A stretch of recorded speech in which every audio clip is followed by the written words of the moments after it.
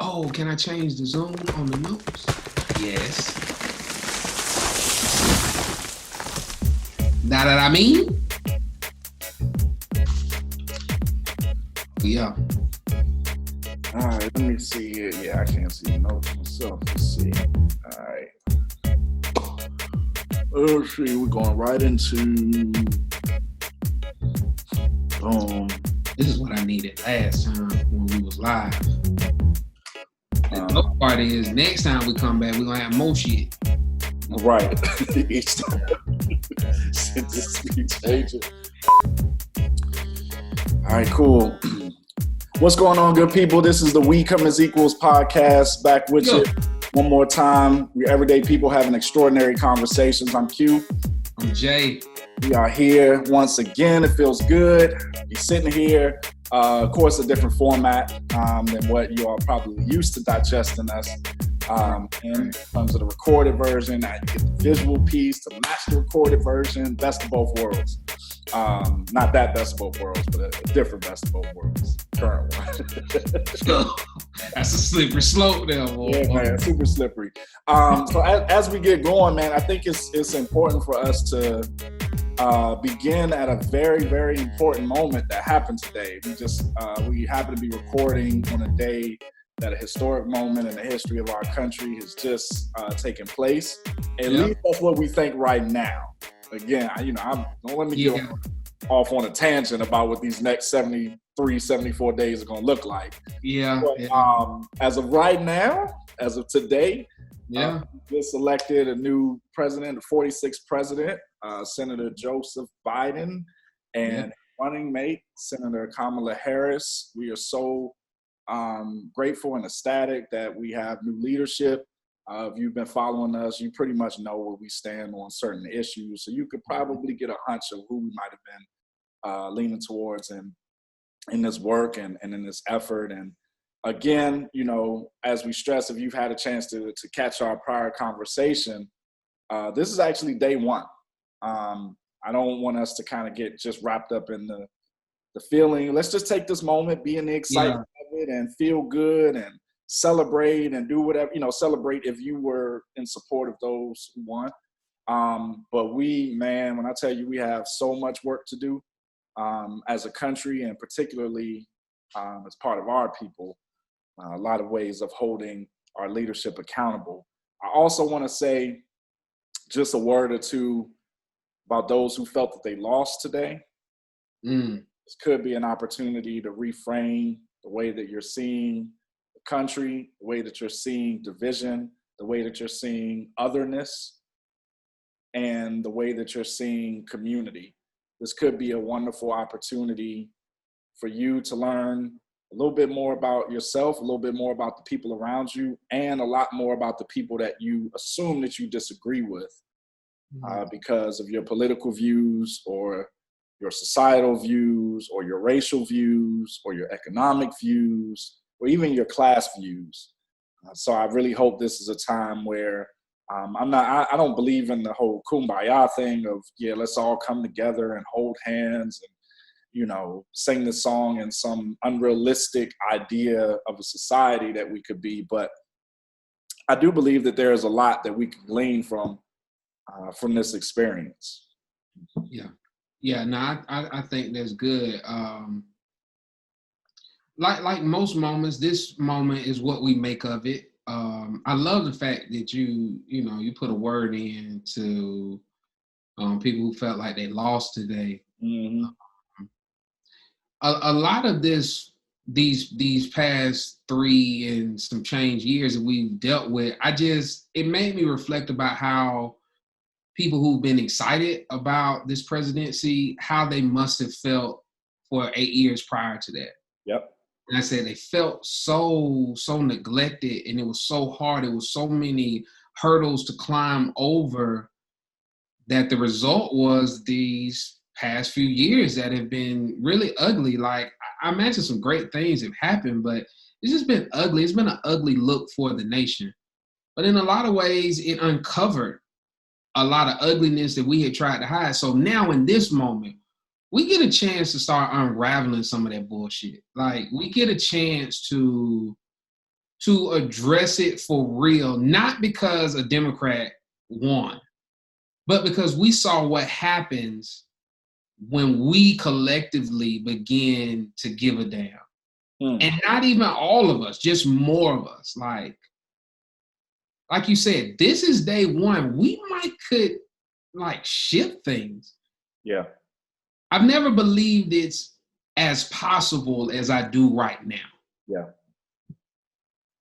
Yeah. No, I'm in 100% support. And that concept that you said about unraveling, I think is the term. Just I saw a ball of like yarn, or like knots, and it was almost day by day throughout this past week. It was as if the universe was pulling a thread each day.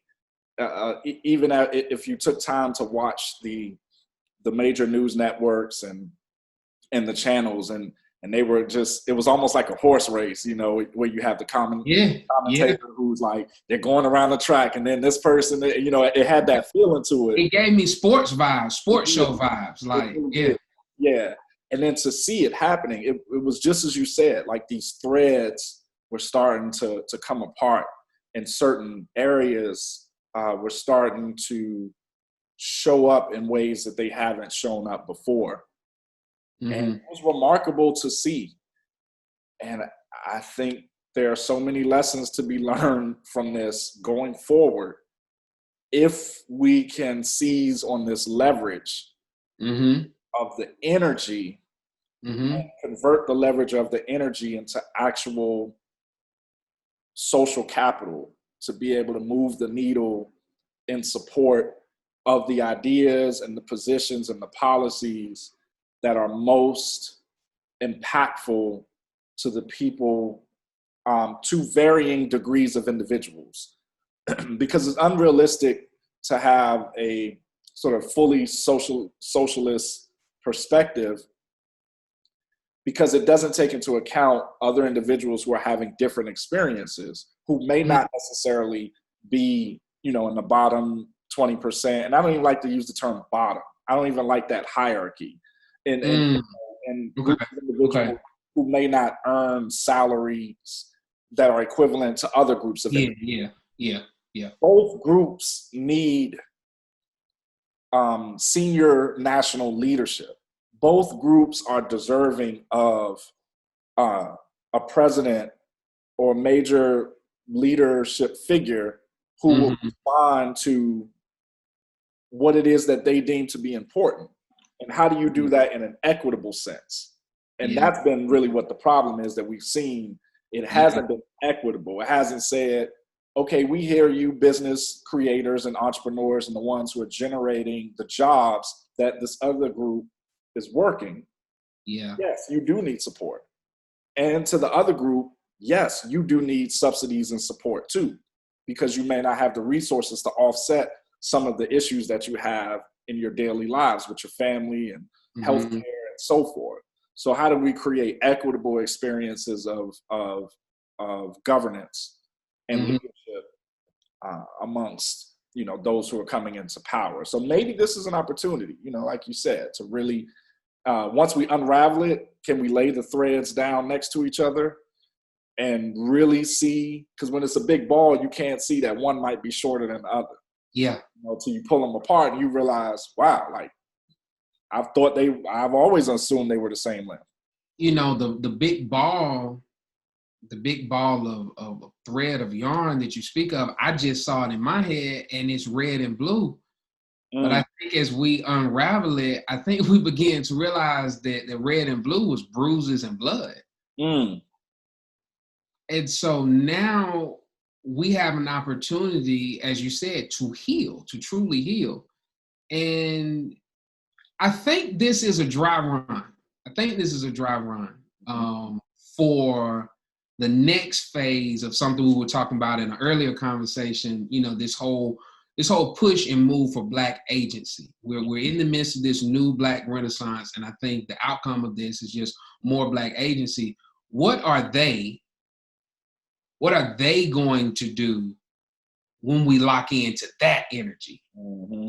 So this is a dry run because it's about to be a change of the guard, and some things are going to be made right that were made wrong, and you know, so it's a moment, man. Ain't nowhere around it. If you didn't give a damn about the election or whatever, you can't. It's a moment. Yeah. It's a moment. Yeah. Yeah. You know, I think this is a good segue for our conversation today in terms of what we hope to draw from this experience, and understanding, like you say, the dry run aspect, the dry run approach really helps us to get into this idea of what it means to have a learning curve. Because it's almost like it feels as though, I don't know, maybe this might be a reach, but to some degree it feels as though it was like a reset. It was like a pivot. For us, yeah. Yeah. Yeah. It does. It does. Yeah.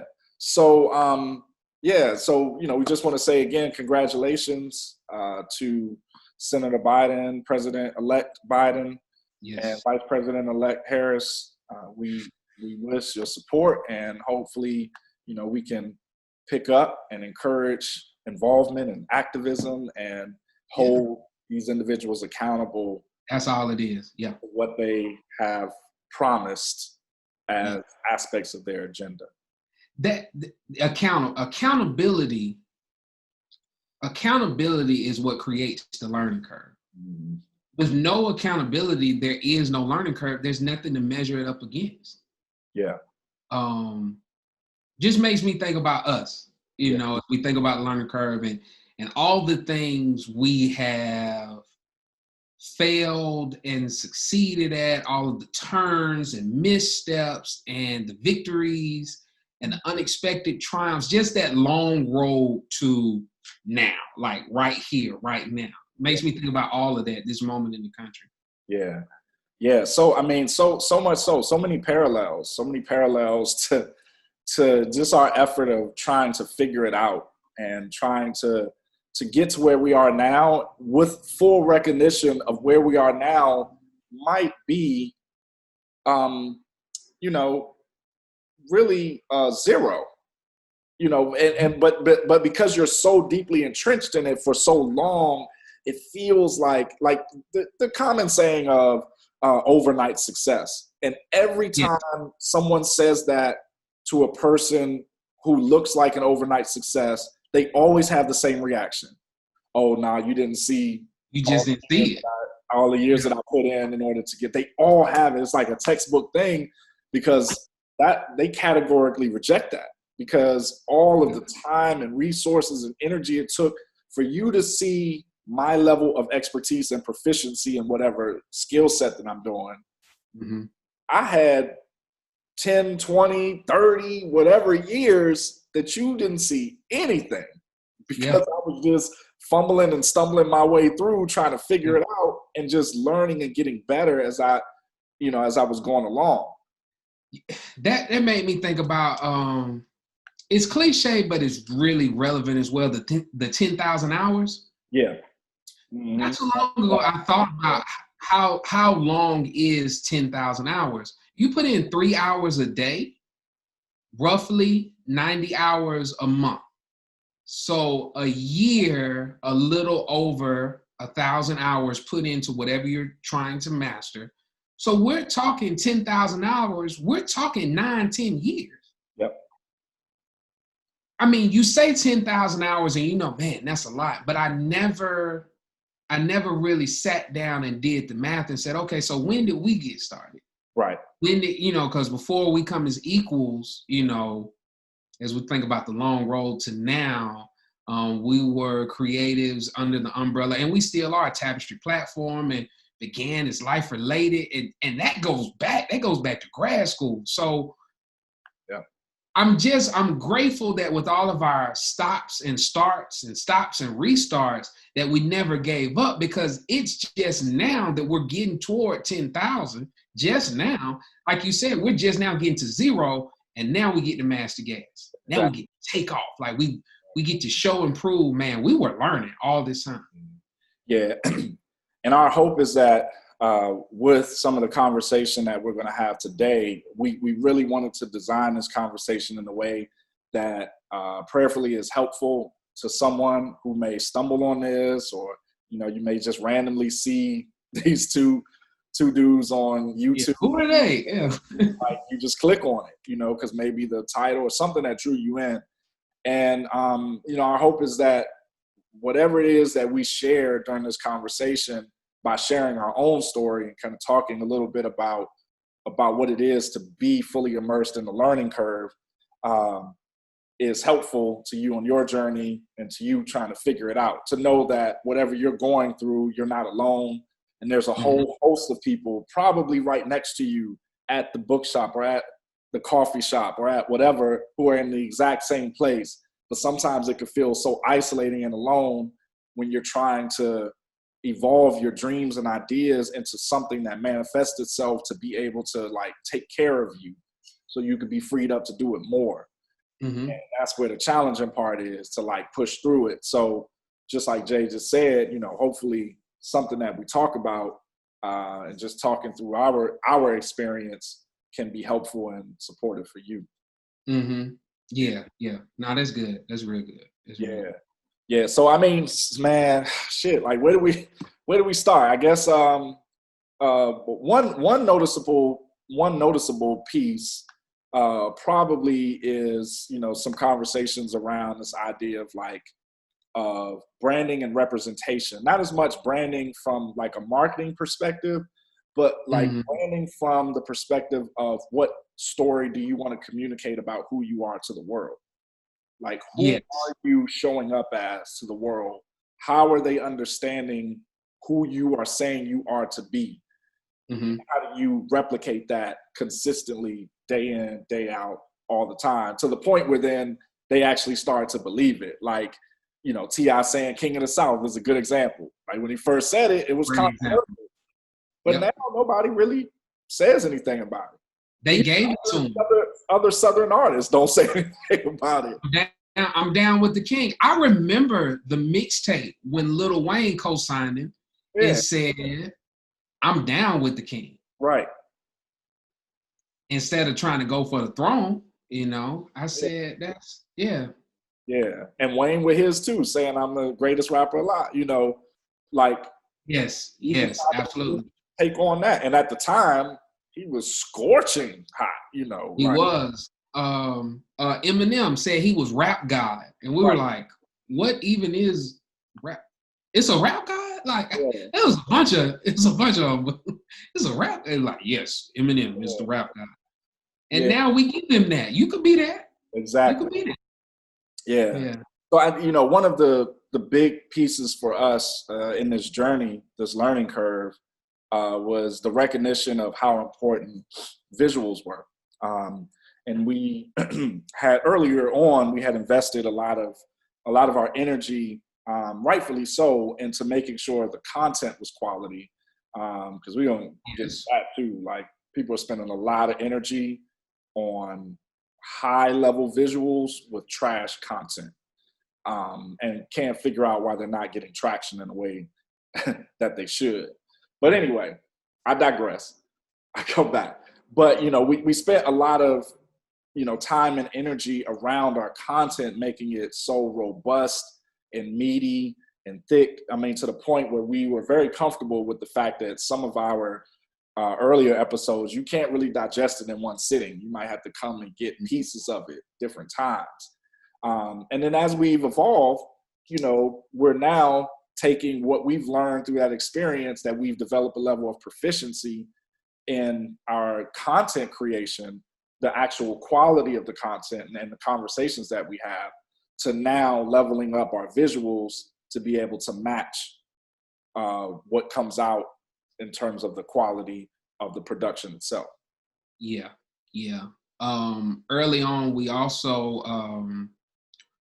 had to entertain the notion that we just were not for everybody. Yes. And it's easy to say that, but that means some of the people that you're going to tell about your creative work will want to support you, but they can't because it's just not an access point. Yeah. They're not your tribe. Yep. I have a very close family member that was so excited about when we started the podcast, but she never listened to an episode. She said we were too smart. Yeah. Bro, hold on. Before you go, what is it? What do you mean when you say the tribe? Because they hear us say that term. A lot of people have asked us at different times about that concept of the tribe. Like, can you expound and can you speak? It's so when two people fall in love, they refer to each other as their person.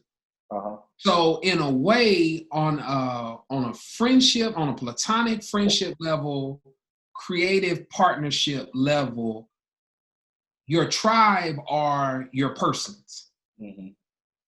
People that tend to either think like you or disagree like you. Mm-hmm. And I'm being very particular with my word choice because tribe does not mean we always agree, but we find a way to disagree in a way that keeps that whole communal essence. It's all energy, it's all energy. So tribe is groups of folk that have similar energy and vibrations. Mm-hmm. You find your tribe. Kids find their tribe when they go to school for the first time. Right. Becomes your friends, your peer group. So as creatives, tribe are people who create either similar art or who admire your art, and they're just with you for the journey. It's your folks. It's different than your fans. Yeah. Yeah. Fans may not even, rock with all of your content, but they make you an idol of sorts. Tribe are into it on the content level, on the creation level. Yeah, and I think that's a good distinction because fans can be fans simply because other people are fans. Yeah. Genuinely because they are interested. You're the popular thing at the moment. So they feel like I don't want to be missing out on something that everybody else seems to be caught up in. So I'm just going to, either watch or listen or read or, whatever the case may be. Mm-hmm, mm-hmm. Yeah, tribe functions. Tribe is with you even if nobody else is. And that's absolutely what we've had from day one because we were just getting started. The people who were and are rocking with us, rock with us because of what we create, not because, I guess that's the beauty of early on in the learning curve. You generally know who you have and who you don't have. Yeah. There's nothing really at stake for liking us right now. Mm-hmm. You don't have to give up a whole lot and you just gain the art that we create. Down the road, if things go like we envision them going, it's going to be a little different. Oh yeah, we come as equals. I love them. Oh, you be listening to Q and J? Who? Right. Q and J. Frequency, Eternal Creative. No. You didn't see the Sankofa Dreams project that they were talking about the other day on the show? You Sankofa? Ain't that like a bird? Like right. You know what I'm saying? Tribe, they gonna know you. They gonna rock with you. Right. Yeah. So I hope to anybody listening, I hope that made sense. I hope that made sense. Yeah. So yeah, man. As we've gone through this process and figuring out, because it's a weird thing to do something like this, and I'm calling this like some type of creative enterprise. And the reason that it's odd is because so much of it is familiar and so much of it is brand new at the exact same time. So the aspect of us starting this journey of saying, hey, we want to produce a podcast some years ago was so familiar because we're not doing anything that we haven't always done.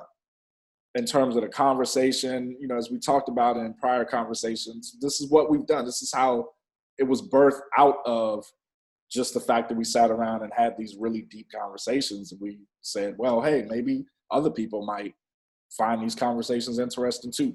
It was really as simple as that. But then you have the brand new aspect, right, that comes with the technical components, okay, all right, we want to do a podcast for this conversation. What is the very first thing that one should do? And it's like, it's a weird thing having to figure it out because you don't even know what to Google. You don't even know what to, and you have right now, again, we got to think about the time when this happened and the things that are available now. It's very different. You can literally go on YouTube right now and type in how to start a podcast, and you have 1,000 videos of people walking you through, holding your hand step by step. And you could do this for anything that you're trying to do. I want to learn how to paint. I want to learn how to do photography. I want to learn how to be a better writer.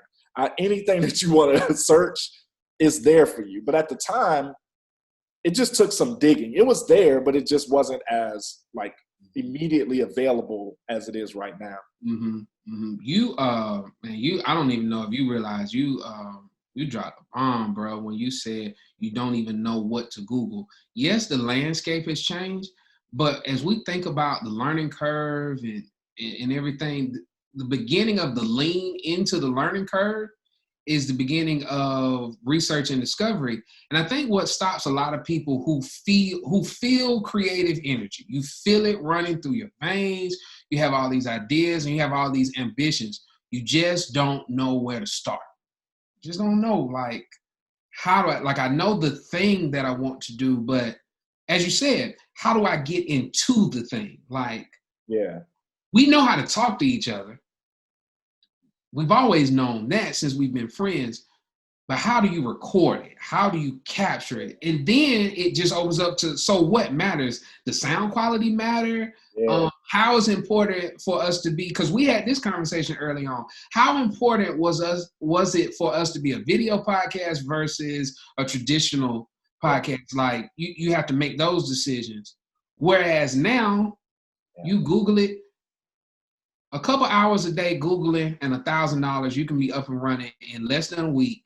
And if your content is fire and you put some money into ads and promos, you mess around, have 500 to 1,000 subscribers in 3 months. Easy. Yeah. It wasn't like that when we got started. Right. It was, the gate just wasn't as widely open. So you brought up a good point, Jay, about this idea of roadblocks. Like figuring out you named probably the biggest roadblock of where do I begin on day one? And this question of and helping, excuse me, and us helping people try to figure out this question of, finding a rhythm in the midst of the roadblocks. Like we have, the big one right now, of course, is COVID. Yeah. COVID has, in us not being able to be in person with each other, has actually pushed us to innovate and has birthed the greater representation in the visuals that are a direct response to needing to navigate the roadblock of saying, do we just try to wait it out? And who knows, that could be another year, or do we try to figure out another way to go about this that can still accomplish the goals we have? Yeah, man. Finding that rhythm. Here I go with my metaphors. Finding that rhythm depends on how you want to dance. Mm-hmm. So, and the reason I say it like that, I'm not trying to be mysterious when I'm saying it like that, because everybody is running this race. Everybody is dancing at different speeds. Yeah. Because we have different goals. So for some of us, we don't have time to sit on our hands. Like I think for you and I, we realize this is a moment. We need to capture it. And we can use something that because of COVID-19 has become widely acceptable. I don't know. I mean, we didn't do it, so we can't prove it. But I don't know if this format of visuals would have been as widely received when we got started, because anybody who was doing a video podcast type situation didn't show up like this. Not anyone that I knew, but now it's acceptable. Right. They were showing up like filming in a like centralized place together. Absolutely. Like that kind of format. It Yeah. was all studios in the beginning that I remember. Then it became like living spaces. Right. And we were transforming living spaces into studios and spaces like that. And now it's like, look, if you can get some good light and some good sound, Yeah. it doesn't matter where you are. Yeah. That's different. So it depends on how you want to dance, you know, how you're going to find that rhythm. Yeah, for sure. And I mean, it's definitely a process, you know, an entire process. That's what I'm trying to say. Yeah. Yeah. And but that sounds so cliche when you hear, oh man, it's all a process, man. You got to just invest in the process. Like everybody says that, which has always been my gripe when it comes to these questions. And you've probably seen this too. Like, say if somebody hops on IG Live, or they set up, or you're at a seminar, right? Uh-huh. And you always have this proverbial question that comes out of the audience or whatever. It's like, hey, I'm a first time so-and-so. Hey, last week, what advice would you have to give to people who, and these folks probably hate this question. They get it a million times or whatever. But one of the common answers that you hear is around like investing in the process. And that could be literally investing in the process, like resources, but it could also be putting the process at the front of your mind the entire time. Like putting all your energy behind the process itself, where so many other people are highly focused on the output. That they LeBron just said it. LeBron just said it in one of the interviews. He was just talking about LeBron, where he was talking about, he was like, he genuinely loves the process. And you got to fall in love with it. He loves the process of like training camp and off season and getting ready for the season opener and going, you know, like the reps of getting in the gym and hooping and shooting out. Like they fall in love with the actual process itself, which then gives birth to like their greatness, because they're not concerned with being great. They just love the process that gets them to the greatness, you know. And so that statement could be, you know, seemingly cliche of like the process of learning new things.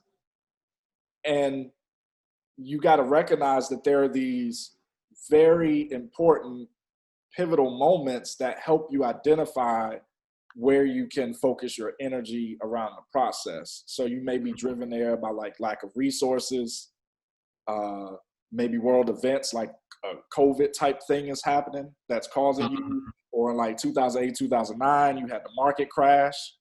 That was an event. And or maybe you just don't have the connections and you realize like, man, I'm actually very short on networks and connections. You're talking good now. Yeah. I got to invest in that process. For each one of those things I just named is a different way to go about investing in the process, you know? Yeah. So I think that there's something to that.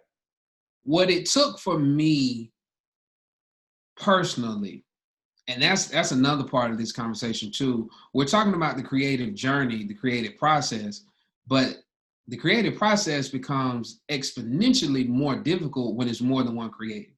Yeah. So personally, what it took for me, I had to prove to myself that this is what I really wanted. And I imagine it's other creatives out there who struggle with this, because there have been things in my life that I said I wanted, thought I wanted, I got into it, and then I realized I didn't want it anymore.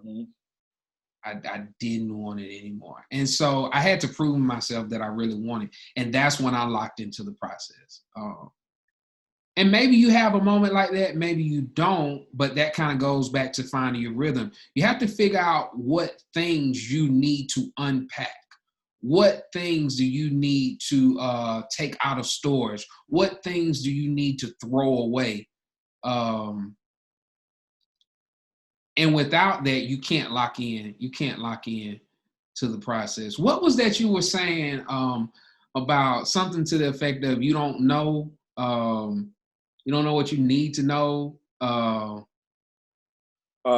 don't know you don't know that you don't know what you don't know until you learn it and realize you never knew it. Yeah, it's like and I mean that's it's like right at the centerpiece of everything that we're saying.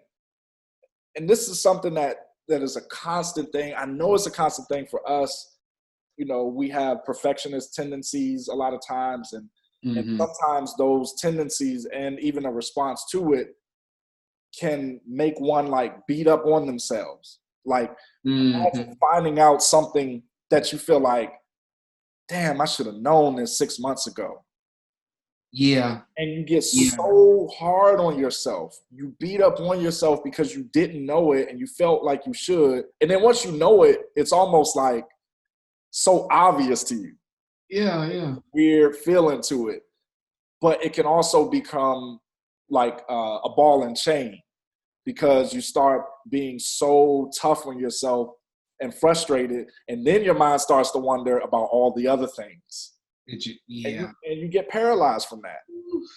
And we're not even talking about fear. No. We're just talking about the unknown. The unknown, yeah. Like, I should have known about a particular app. I should have known about some type of microphone. I should have known about this type of paintbrush. I should have known actually this canvas will work better with this paint than another type of paint.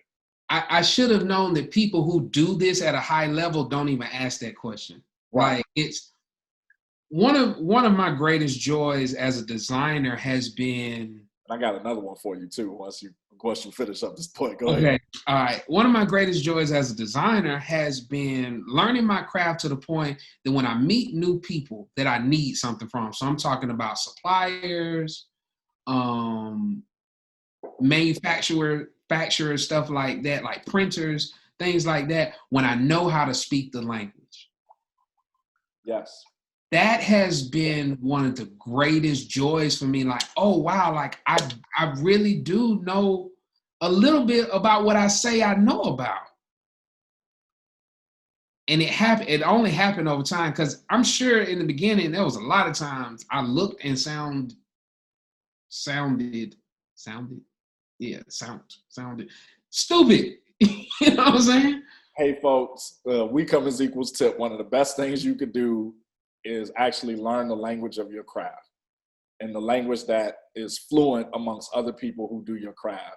Like Jay just said, that will save you a tremendous amount of time and energy, especially when you need to be in dialogue with other people. Yo, we were talking about cameras. All right, so, and we said we were going to be a bit more vulnerable with this conversation today. We were talking about cameras, and, you know, we out here. This is where we're at now, so we have to figure out the lay of the land. And I told Q, like, bet, I know somebody I can talk to about the cameras. So So we were texting later on that day, and we both loved the reply to a specific part of a thread feature. That has been... It's amazing. That joint is so bomb, because if you all could see Q and I's text thread, like we might talk about something on Monday and never refer to again until Sunday. Right. So now we can scroll up, but anyway, and I remember I scrolled up and I replied to that part, and I was like, he ain't no shit. That's exactly how you said it too. Yeah. Because, and so then you were like, who is the he? And I said, okay, I got a friend that's a recording artist that's been shooting a lot of music videos. So I asked him directly, I was like, so I know the big boy cameras that y'all use for the music videos. We're not talking about that, not at this point. I want to know, what are those high quality cameras that you're using to get your BRoll? And like I said, I could have been speaking Greek. Right. The term BRoll. Yeah. Right. Because in my thinking for... Where'd it go?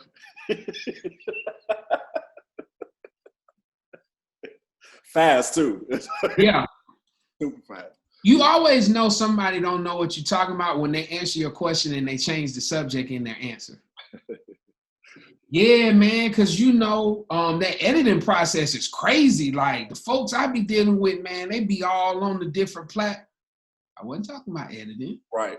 was talking about your B-roll camera, because I'm pretty sure they got some other high quality but less value camera on site getting some different type of footage. Like, it's generally how it goes, or I've seen it go like that, you know? Yeah. Nah, man. Here's another one. The one I wanted to tell you about. You know, you don't know that you don't know what you don't know until you learn and realize you never knew it. Yeah. Another thing that fits in that category is expecting certain support from people that you thought would support you. That's one of those things that get over that. Yeah, get over that as fast as you. I mean, if there's one thing that could be the first thing, like if somebody, you know, the example we just gave about when you ask the professional, the expert, like, I'm just starting out, could you give a piece of advice? That would be the number one piece of advice. As fast as you can get over the support that you expected from certain individuals, you will be so much better in the long run. And to your point, recently you shared something with me. I'll paraphrase it because I don't want to take it from them, but you shared something with me from someone who was talking about how much time they wasted by trying to show their products to people who weren't their target. And so I think that's one way that you can help yourself get over the fact that people aren't going to support. Some of the people who you think are going to support because they're your folks, they're your fam, they're your friends, they're not even your target audience. Yeah. That's why they're not supporting you in the way that you wish they would, because your stuff isn't even for them. Yep. It's a lot of stuff I want to share. Well, like my parents are like big supporters of everything I do. But I have to realize they're not the target audience for the stuff I'm getting ready to release. So it's not that I'm not going to show it to them. I'm going to show it after it's up. I need my feedback in the development stages from people who like that sort of stuff, who spend that type of money, who are interested in those sort of things. Those people, though, that family group that we all wish we had more support from, talk to them after it's for sale. Talk to them after it's been turned in, after it's been released, after it's up on the internet. Just don't even, you get excited and you want to show your cousin them, you know, what you've been working. Don't show your cousin. If you're making $200 garments and your cousin won't buy $95 jeans, right. Cuz will support you on the back end. I'm going to tell you what Cuz is going to do. Cuz is going to be at your events. Yes. Cuz might not ever buy a product, but Cuz is going to show up at your events, and Cuz is going to brag on you. Yeah, man. Yo. Man, you need to check out my cousin. Won't have none of your garments on, none of your pieces, because that's not how they dress it. Cuz might be a truck driver. What does she need? Right. What she need with a $200 sweater? Right. You know? Exactly. So get to help yourself get over it. Like, think about who you're showing your stuff to. Yeah. No, that was a tangent, but no.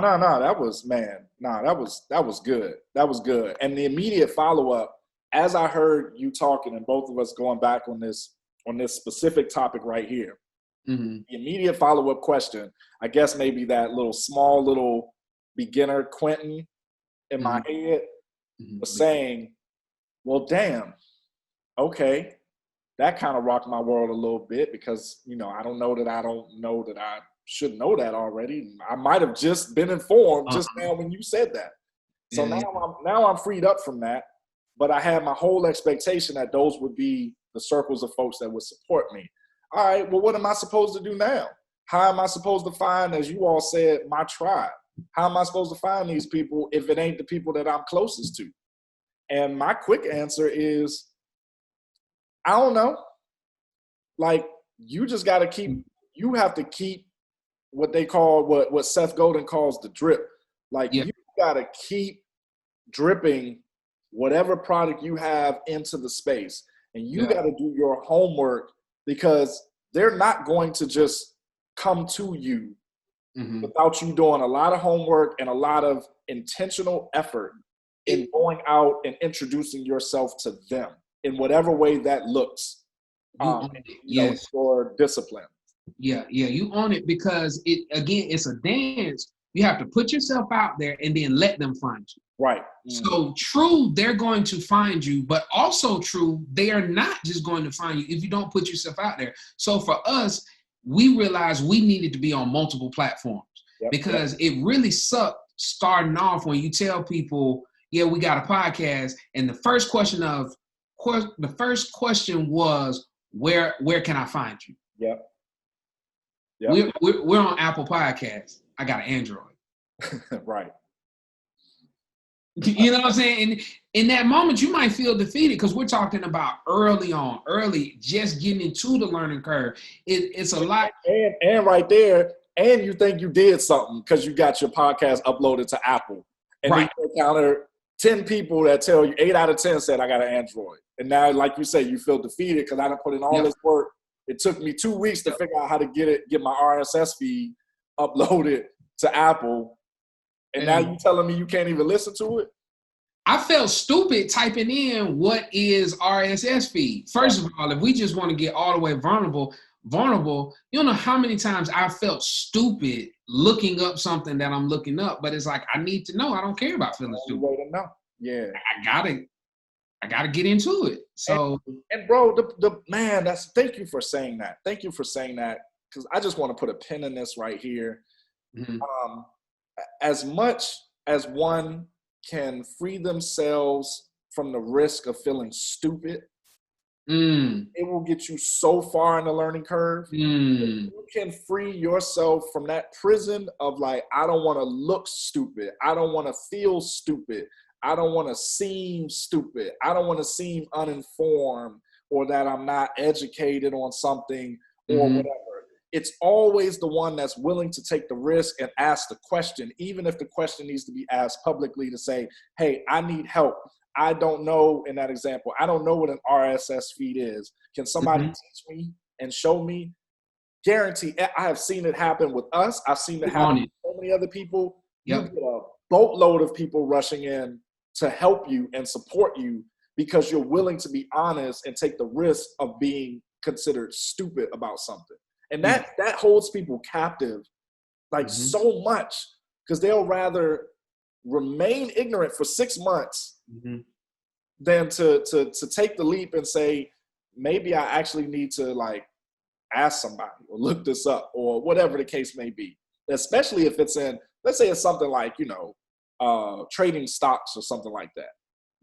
Some little things you might not be able to pick up from a book. But you so nervous about reaching out to somebody in their DMs because, you don't want to seem like you haven't already done your research. Maybe your research will actually help you ask the better question because you know what? Just like you said, you'll be speaking the language. And you can and maybe the dismissal will be the fire under your ass to go and do more research. Exactly. Like, you might need somebody to play you like, and then you need to, bounce back from that. When you were talking, it made me think about naturally, if we feel or look stupid in just regular life journey, normally we quit a thing. But on the creative journey, as we talk about the learning curve, that's exactly what you have to push back against and say, okay, this is the space, especially early on, where I have to be comfortable with my not knowing. I think one of our advantages was seminary for us. Training. I'm glad you said that. Our theological training afforded us a certain level of comfort with not knowing things. I'm talking about real important stuff like who named God? Right. Exactly. Light bulb. But right. Somebody went and push pause right now. Say, wait, I got wait. That question right there was happening. What the hell, Jay? Just say, wait. Who? I mean, think about it. Names don't just appear on your forehead. Somebody names. So who named God? Yeah, the risk. But it's crazy because you're stupid until you're not. You're uninformed until you're an expert. Yeah. You're uneducated until you're a teacher. it's not a lot of middle ground in this part of the journey. Yes, because once you know it, you do.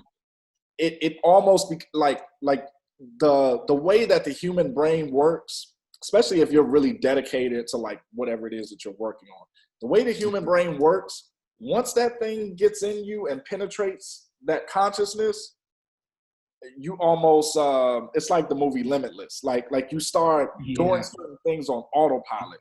Like there are certain aspects of like our partnership, the way Jay and I work together, as you know, in relationship to We Come as Equals, that's almost like at a subconscious level. Like we don't even have to really over explain certain things because we understand the steps, because we've done the steps enough now to know what actually works best for our set of steps. Because again, your steps might be different from somebody else's. You know, we're heavy on the pre-production side. We put a lot of time and energy on the pre-production side because we've seen the results of what happens when we put that energy in and the resulting conversation that we have that's actually recorded. Some people, it's the post-production that they actually thrive in. You know, so you got to find whatever your sequence is, whatever your, again, back to the process. Right. Okay. Another concrete, a peek into We Come as Equals. Pre-production is something we never Googled. Okay. There are going to be some things in your craft that you just cannot take advice from someone else. Yep. And let me be clear when I say this. Some stuff just has to come from within. Yep. We couldn't allow anyone else to tell us how to prepare an episode, a conversation, a show. We had to flow off of our natural energy as two people who took lunch together intentionally for a year and had dope conversations. Yeah. That was our Google.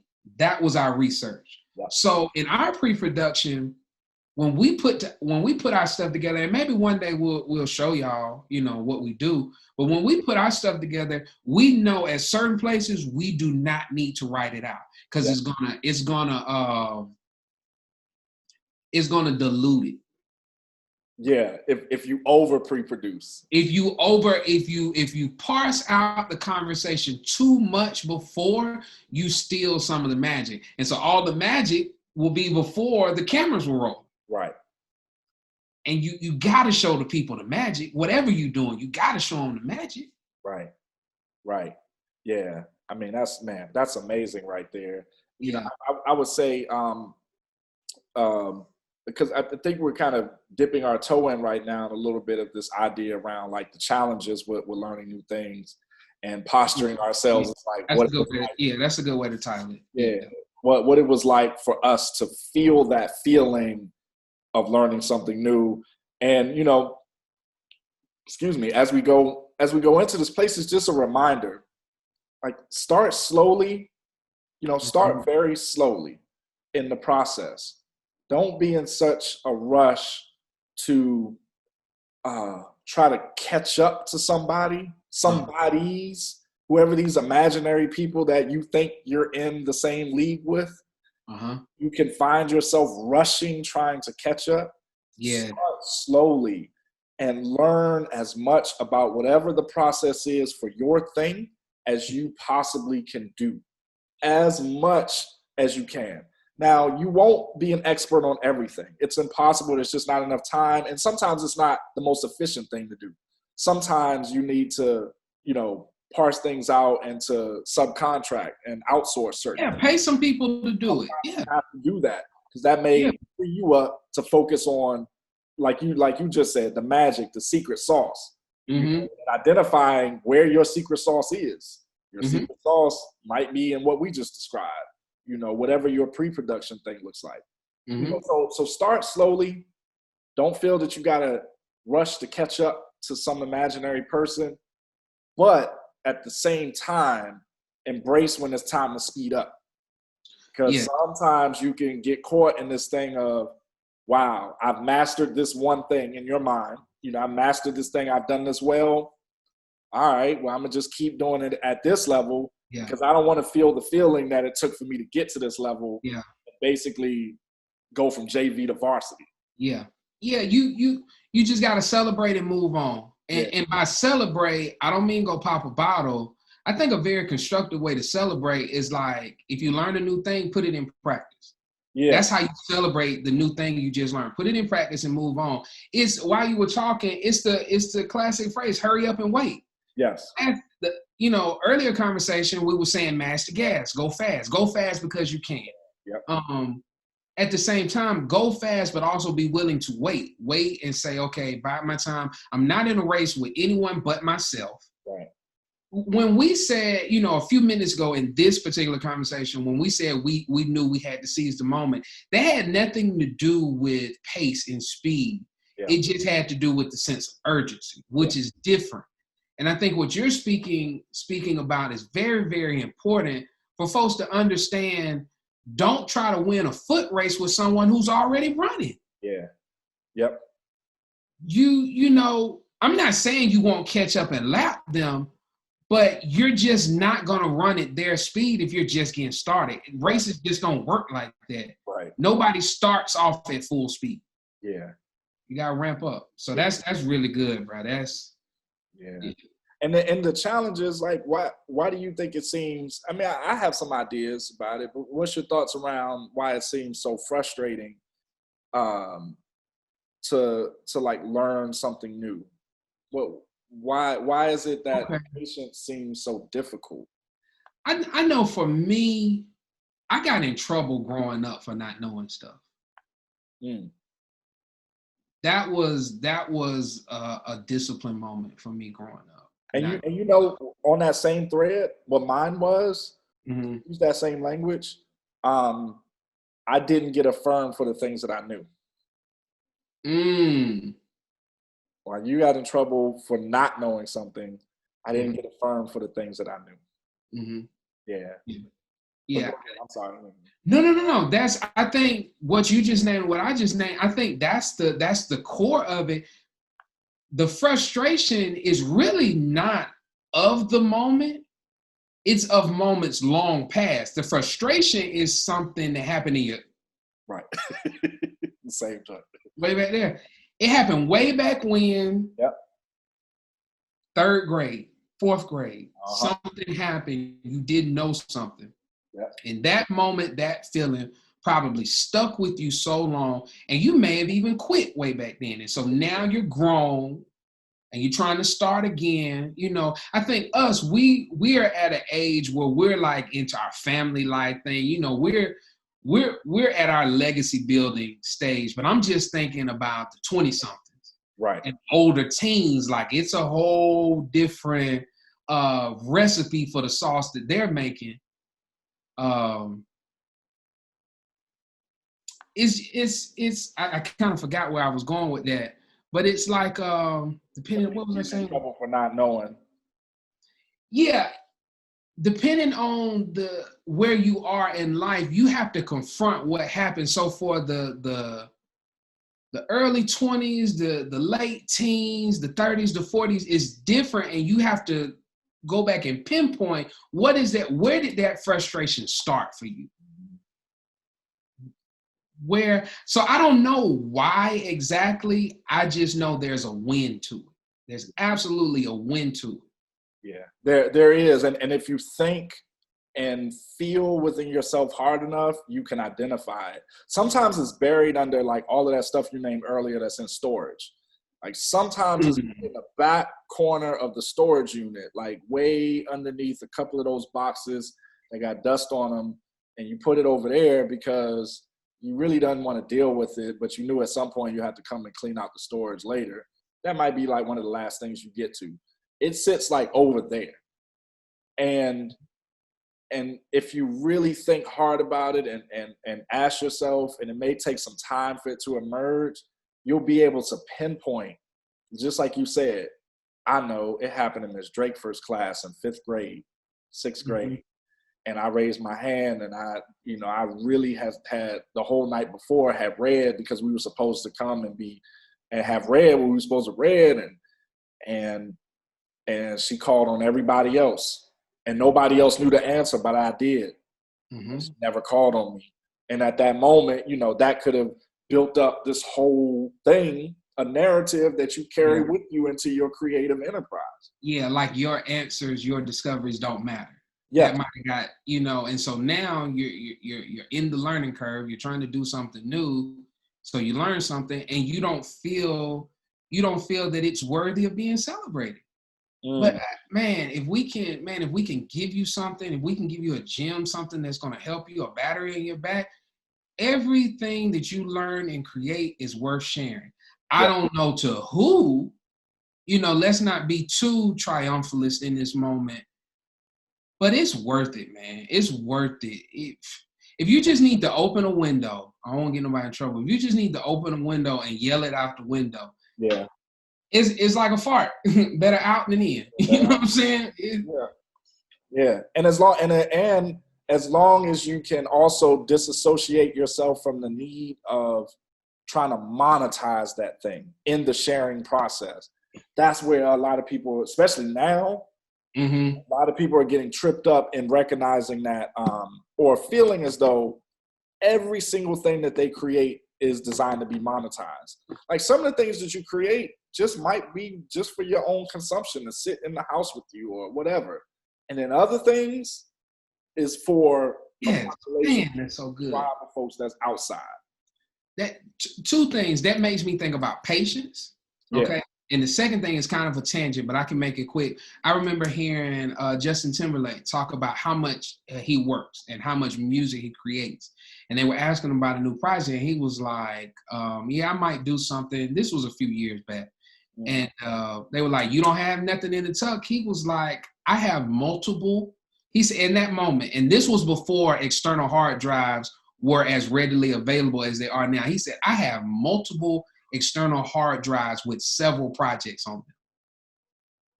Multiple, you know what I'm saying? And he went on to say, everything that you create isn't for public consumption. Yeah. So as that ties into this whole patience piece, patience for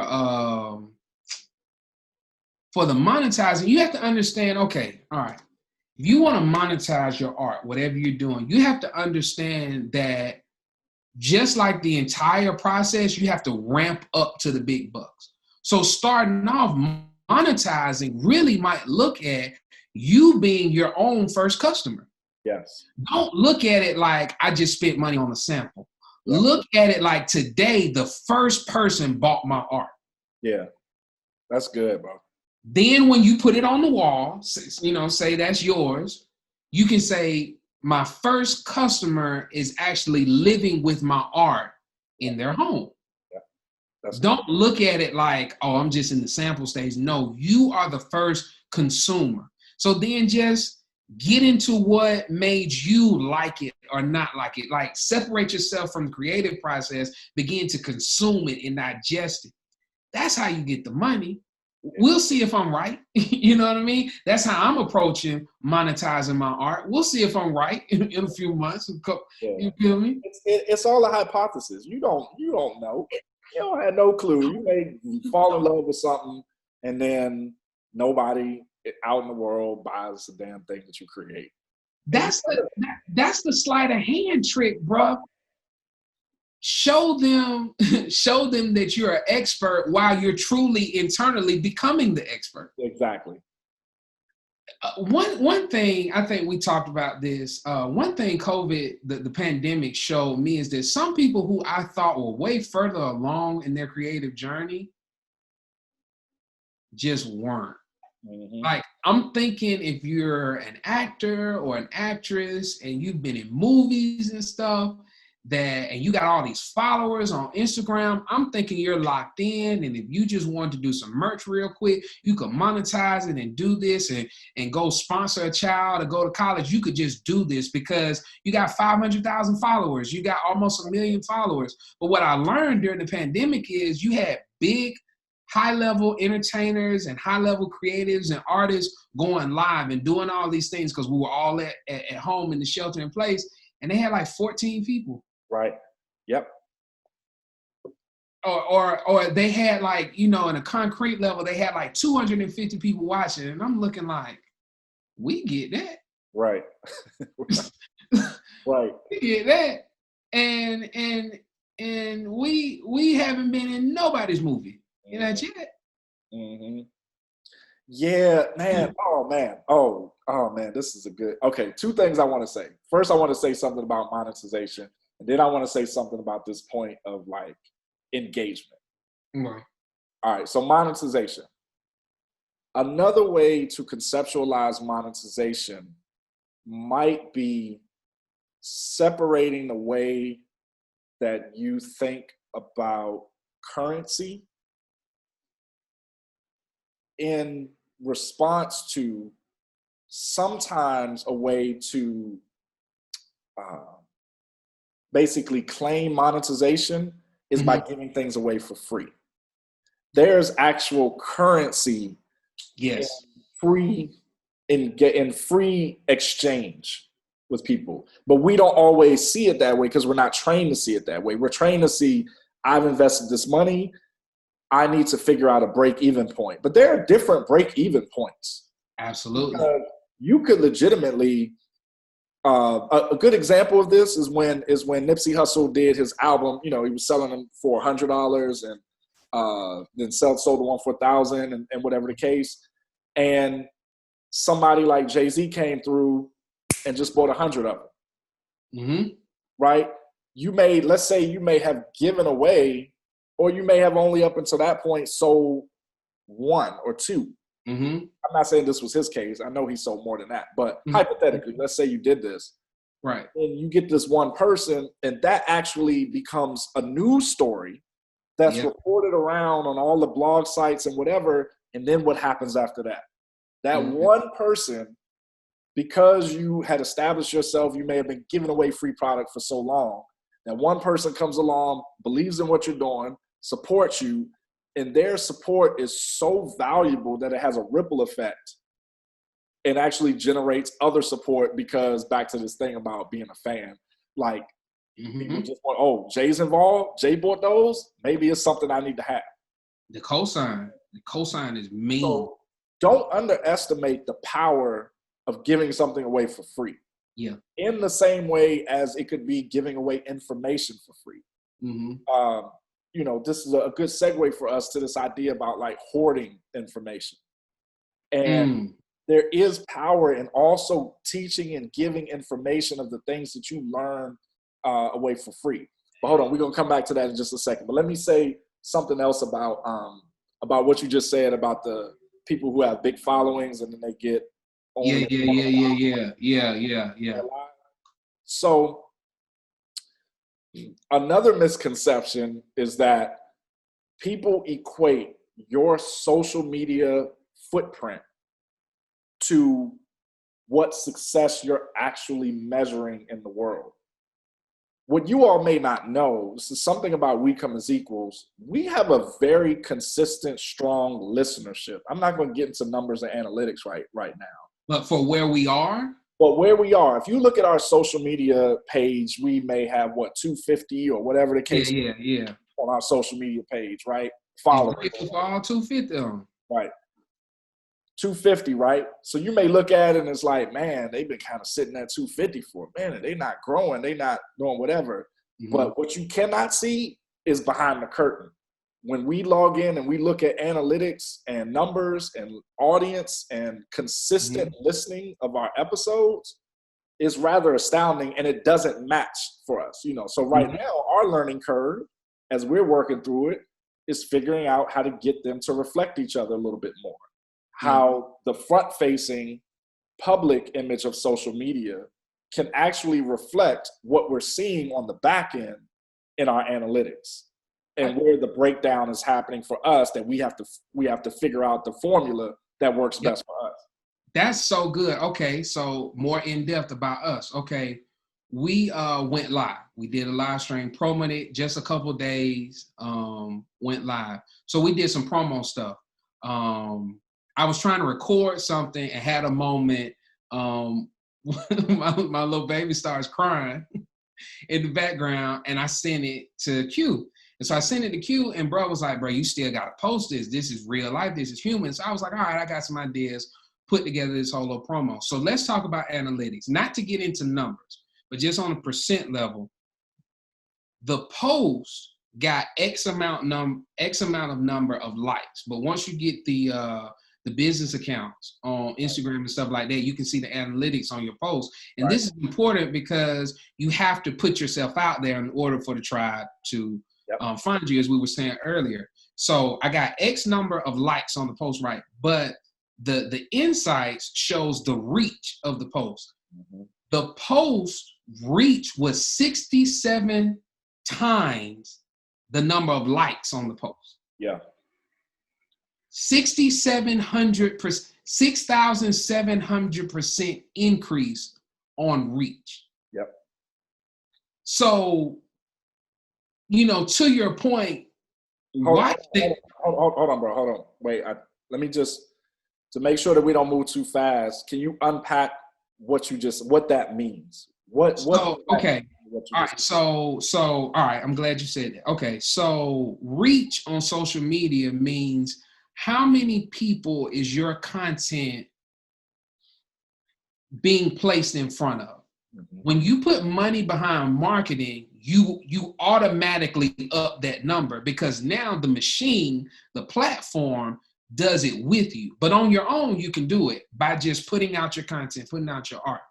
And so what happens is the first currency that you get from this social attention that you're trying to get from your following, your fans, and your tribe is to like the post.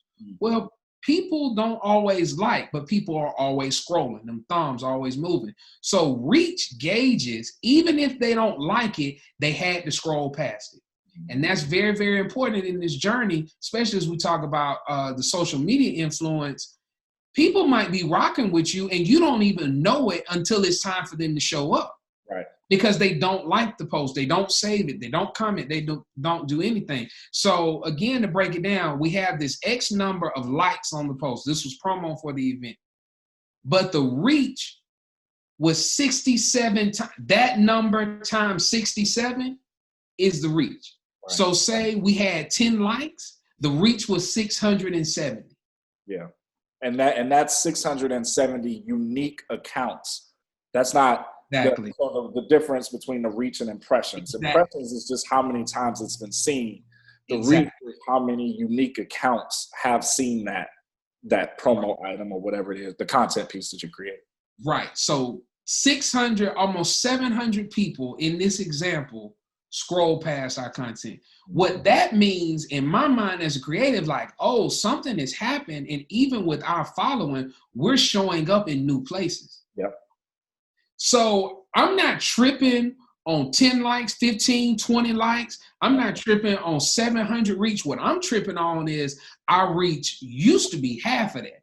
Yep. Our reach might have it used to be a quarter of that. Now we have a greater reach. Like, okay, so now the impressions should boost up. That should turn into like. That should turn into follow. That should turn into the super like, which is a save. The best thing you can do if you want to support a creative or anybody doing something on social media is save or bookmark or subscribe. They all kind of function in the same way. A save, a bookmark, and a subscribe function in the same way of showing the machine that you are really locked into the content they're creating. Yeah. Yeah, and while we're here, while we're spewing, this goes back to this idea of knowing the language. You need to know the language. So when you hear people say, know your numbers, you can't know which way to focus your attention if you're trying to grow and scale without knowing your numbers. And one of the ways is knowing your language and what we just talked about. So you heard a bunch of terms. You heard scale. You heard reach. You heard impressions. You heard algorithms. You heard bookmarks. What else did we say? We said something else. So these are the type of things that you should be informing yourself on and learning about. So when you get introduced into new spaces and somebody invites you over to a business meeting, and you might be sitting in a room with somebody that has the capacity to help you take your entity or whatever it is you're working on to the next level, and they start asking you some questions, you need to be able to have some answers. Or what's your reach? What's your average reach over the last 30 days? Mm-hmm. Just like you say, you don't want to have one of these moments. Right. You need to. So when they say, so how's the show going? I can look and say now our reach is up 37%. Right. Our reach used to scale to about 30% of what we would put out. You know, whatever the content was, the reach was about 30% of the immediate, you know, like whatever, engagement, comments, whatever on the post. We're up 37%. Mm-hmm. That's a third of the 100 pie. That is something that you can now have a conversation with someone who might put you in a better position to do your art on a higher level, if that's what you're seeking. You know, some people aren't seeking high level. You just want to establish a baseline and just be able to be creatively free. And that's cool. But if you're going into this knowing you want to scale, you want to grow, you want to monetize eventually, you want to engage, or you want influence, or you're using your art to get you to the next thing, like you want to be in film or you want to be on TV or whatever. You have to know your motivations and then be able to have the conversation with folks. Right. Yeah. But earlier you were asking about the whole that urge to hoard it. What did you you know, because my thing the other day I was just like, look, man, free games should be free. Yeah. People like charging you for it. Like, what? Yeah. I mean, I get it, but speak to that. What is that? What do you think that comes from? Just wanna. Yeah, I mean, I know you may have an opinion about it, but I'm going to take a macro approach. You know, you may come at it from a micro approach, but the macro approach from my lens, I think it has a lot to do with society, and I think society has trained us as we're on this rat race. It's funny that it's called a rat race, but anyway, as we're on this rat race to discover something and to keep it for yourself. It's almost the way this entire country has been built, by a subset of people who've had information and who've been able to maximize that information and leverage it to be able to earn so much money and capital and everything else. And then they become the gatekeepers and they decide who else gets to learn this information. Mm-hmm. And as we moved into more of like modern times, there's so many access points for finding the information. So this whole idea of like, you gotta spend time as my apprentice for 2 years and then I'll teach you the first thing that, you know, but you're gonna spend that 2 years like painting my deck over and over and over. Yeah, exactly. And then I teach you the whole joint, you know, whatever. That was my joint. That was my joint. That move right there. But it wasn't my joint until he put it into practice. When he first blocked my man like this, I was like, oh, I can't wait to block. Ooh. When I put that, boy. I can't even tell you how many times I was trying that crane kick in the backyard. I was going to get that thing down pat. It was so this insight into who I was as a kid, it was never the crane kick for me. It was the Mr. Miyagi.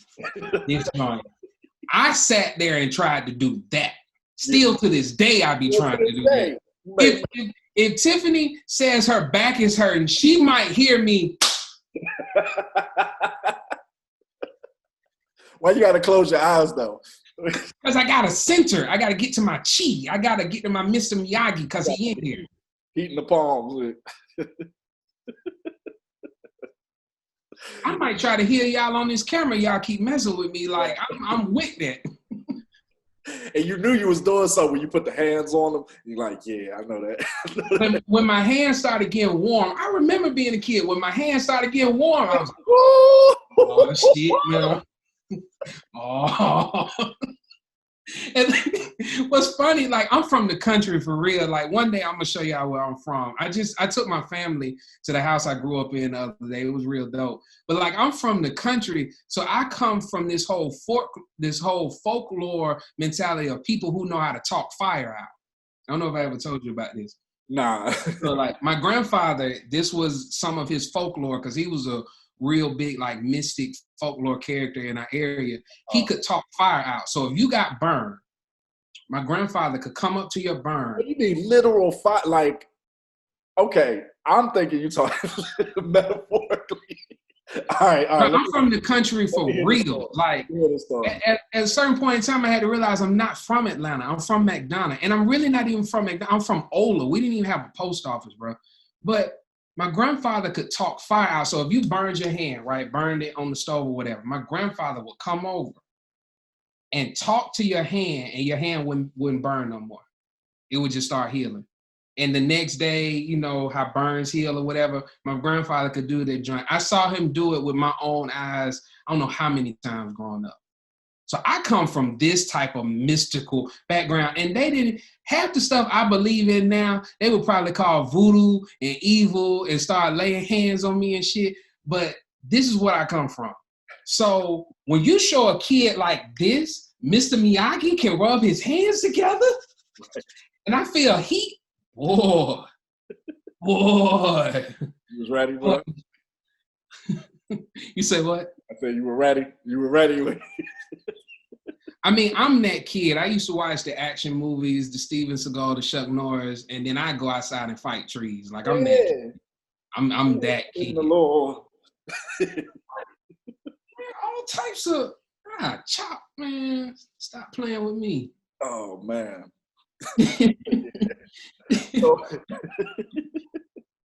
That's a funny segment. But yeah, okay. I think it's society, you know. Okay, society. Okay. Holds that on us that, you know, we got to keep the information. Like if we got it, we can't share it with somebody. And I don't rock with that view. So I agree. And I think on a micro level, I think we resist it. There's an urge to hoard it because it almost doesn't feel fair to share what you just worked so hard on learning and understanding and getting a grasp of. So it's like, man, my 3 hours yesterday was learning how to do one little thing on this software. Right. That's all I did. So now you come along 2 weeks later and you ask me how to do it. Go practice. No, you figured out the way I figured out. It just doesn't feel fair. Real life story. When we were, you know, first kind of trying to throw our hand into branding and merchandising and stuff like that, doing some projects, I had a friend down the road that used to ask me where we would source our blank garments from. Mm-hmm. So blank garments. I'm talking about blank tees. So this shirt is made by whoever it's made by. But as a creative who wants to get into apparel, you can get your stuff from the same places other people get their stuff from. Right. You don't have to go in Walmart and buy one off the shelf and make it. Now, I would recommend starting off doing that so you can go ahead and get you some reps. But eventually you want to kind of level up and be able to talk and have conversations with manufacturers and suppliers. So he used to ask who, and I would always tell him something else. I remember literally one time I turned my head, Googled warehouses, and gave him a website to something else because I was not telling. He was over your shoulder. Over your shoulder trying to look at your screen. Man, go ahead, bro. I'm not telling you. And the reason, for anyone who wants to know, why was Jay Petty like that? The reason is because we stole the information. Yeah. We had gone to a really high-level screen printer in the city, and he was rocking with us. He liked what we had going on, but he knew we weren't ready for him. Right. And I'm actually not going to unpack that. I'm all for giving it away, but I'm gonna make someone unpack why you might not be ready for a high-level screen printer. Yeah. But I'll tell you why. There's certain things that they're gonna ask that you just don't know yet. You don't know how to fill out the sheets. Right. So you gotta go through your reps and scale up to that level. So he sent us to someone that could get us samples. And at that time, that blew our mind because it was our first opportunity to see some of our ideas on a garment. And while he walked to the back because he was on his website looking up, because he was telling us about some other stuff we wanted to do, what they had available, what they had in stock. While he walked to the back, we leaned over the counter and looked at the website. Yep. We were like, duly noted. And that's how we got into the game. Yeah. So anything you ever heard, it came from that. We stole that information. So it just feels so unfair to give it to my little homie. Oh, go ahead. Go ahead. I was gonna No, say, I'm done. That's it. Go ahead. Go ahead. No, I was going to say, and you know why one of the reasons we did that was back to what we said earlier in the learning curve, lack of resources. So for those who are getting into like whether it's the apparel, clothing thing, there is a different price that you're charged if you're providing the garments versus if they're providing the garments and doing the design work in terms of printing for you.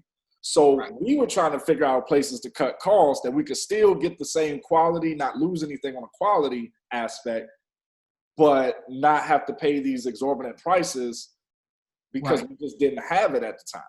Because here's the thing, if you go into DTLR or Gap is a good one. You could get a high quality blank garment from the Gap, right? And create your stuff. That's good for a sample. But when you talk about resources, you might not have the funds to get 10 of those shirts because those shirts probably retail for what, $15? Right. When the truth of the matter is, if you get into the nooks and crannies of the business and of the industry, you'll learn you can go to the same website and log into the website versus browsing on the website and a whole different set of prices show up. Yep. With price breaks after you buy so many. And my thing is, if you say that's something you want to do, I'm going to let you figure it out. But I'm at a place now, I'll tell you, where to go if you ask me specifically, because at the end of the day, once you get there, now it's up to you to see what you're going to do with that. So fast forward to the little homie, one day I finally told him. I gave up our the first warehouse that we first built a relationship with way back when. I gave it to him. Follow up a couple weeks later, and I asked, yo, how did it go? Did you holler at my folks? Kind of tell them I sent you type situation. Man, nah, they was asking for this certificate. I ain't know what that was. Okay. Right. Okay, that's the wheat from the chaff. That's the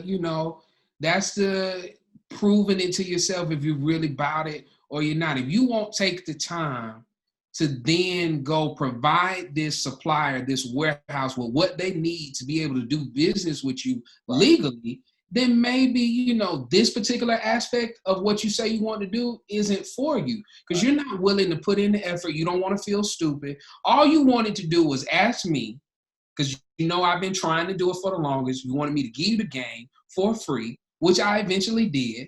And then I think you wanted me to walk you through it. Yeah. Or you can make a decision to pay for ignorance. So ignorance is expensive if you don't know that you're supposed to be smart on something. There's something in. You're supposed to be knowledgeable about something. Yeah. Like you say, you can make a choice if you don't want to do that and you want to just go to the Gap and buy 10 of those items for $15 and then go somewhere else and now get hit on the head for $300 in the printing because you got a low order run and you're not hitting the minimum order quantity. You don't even know what the MOQ is. Those type of things, you're just going to pay for it. And if you're okay with that, that might be cool for you, but there are a lot of ways by educating yourself that you could really reposition yourself to save some resources in some other ways. Absolutely. And then it does start with asking the right questions. So that's kind of part of the learning curve that we can't walk you through. You're probably going to have to get your reps up on asking questions. Yep. By asking some of the wrong questions and getting into it and stumbling on the answer. And then you know how to ask the right questions. Yeah. See, now I know how to get whatever I want. Because I learned people don't give you anything if they don't make anything off of it. So I have this skill set or these skill sets that I've been working on for all these years. So now when I want things in the industry, I offer up my work. Hey, what do you need on this end? Yeah. The relationship I have now with a screen printer, because I'm still outsourcing for that sort of thing, it grew because when I went to him, I said, look, I design. So he saw an opportunity to have a relationship with a designer that wasn't working with his company that he could get his personal stuff off with. So now we have this mutually beneficial relationship. And ever since, I just been picking up jewels. And he doesn't tell me anything outright. I just have to get it when he said it. Right. Just have to catch it when he said it. That's how it goes. Like when we say free game should be free and we say, you know, give it away, maybe that's rewarding to give it away. We're not saying hold anyone's hand because you're gonna have to do the work yourself. Right. Yeah. Yeah. Speaking of doing the work yourself, I think that's a good segue into the last bit of information that we wanted to share regarding this learning curve. Mm-hmm. You know, as we were kind of talking offline, we realized we were like, man, you know, this is a lot of good information and hopefully helpful information for some people, but there's a whole big piece of this is the learning curve about learning yourself. Mm. So, and we came to this sort of aha moment in our pre-production aspect of figuring out like, man, you know, the best thing that folks could probably do really, if we had to give them some advice, is start figuring out the learning curve for yourself, like figuring out what those questions might be, figuring out where that storage unit is even located before you even take the key, before you even remember where you put the key. Do you remember how to drive and get there, or how to use your drive to get there? That was a little bar. That was a little play. They don't know, bro. They don't know you be rapping. They don't know. You know what I'm saying? You know, they don't know. But nah, but you know, yeah, how to use your drive to get there. Like once you then get there and you got the key, then you got to open it up and figure out what you want to do with all this stuff you put in storage, you know. But it's weird because it feels like, at least in observation, I don't want to, you know, project onto anybody else and things that I see when I like look online and just watch what people are doing creatively. But it feels like people are investing so much time and energy into all of these other things related to their craft and spending the least amount of resources, time, and energy into the learning curve of themselves. Yeah. Why they're showing up with some half-ass products and low quality content and, you know, low quality whatever, because the real work is actually behind the scenes in that heart, in that soul, in that mind, in that dark place, and that, you know, all of that stuff. Yeah, you have to realize that your level of knowledge of self, it is what's fueling your work. So the ways in which you have come to know yourself are the exact ways in which you create your art. Yep. So if you've come to know yourself as a procrastinator, your art might procrastinate admirers. Yep. They might pause on you because you've come to know yourself as a person who hits pause. Because it's all, as we say, it's all energy. So whatever you put in, you get out. Yes. I think we wrote it down when you said it earlier. The same amount of time. Yeah. The same amount of time and energy you put into learning your craft has to be put into learning yourself. Yeah, because you might end up being this top 1% most proficient expert on the thing that you do, but you might be a person that people hate to be around because they just hate your personality and they can't stand you. They love your work. They love and adore the thing that you create or the business that you run or whatever the case is, but they don't like you personally because you're a piece of shit. People don't want to interact with you. But because they might love your thing, you might make shoes or something, you know, and they love your thing, they're willing to tolerate it a little bit, you know, just to get the thing that they really want. And Pete, so you're giving off piece of shit energy all because you said your storage unit stank. Yeah. You didn't want to dig into the crates and the boxes of your storage unit from your childhood and your upbringing and the generational curses that you need to break in this lifetime or who you were in past lifetimes and all that. You don't want to get into the thick of that because it stinks. It doesn't make you feel good, right? You don't want to unpack it And now you don't even realize you're still wearing garments that's been sitting in those same boxes. Yeah. So you carry around that stench with you. Yeah. So I don't care what you research, what you Google, what you making. It's going to play itself out, and it's not going to play itself out in the long run for your good. Yeah. Yeah. Yeah. That's real. That's it. Case closed. Book. This how they close the book. Book is closed. Stop it right there. You know, this conversation has made us feel good in a way and authentic in a way as it relates to our tribe and our community, that we made a decision, as you all may have observed, or if not, we hope that you get a chance to check it out. But what we wanted to do was just give you all a snapshot of some other little tips, wisdom for the journey, nuggets that we picked up along the way. And so if you visit our YouTube channel, you'll see that we have a playlist that we created called The Learning Curve. And we'll just be updating that with a lot of little videos, other things. That we got. Yeah, reflections, things that we did along the way that maybe, you know, just maybe it might be helpful for you. Or maybe you stumble on it and you realize it's somebody else that could really use this information and you could send it to them. So it'll be a bunch of clips and wonderful content there that you'll be able to share, and hopefully you'll be able to get something from. And we'll love to hear your feedback and you know, let us know what you've taken from it or ways that you've grown. Yeah. Get in those comments.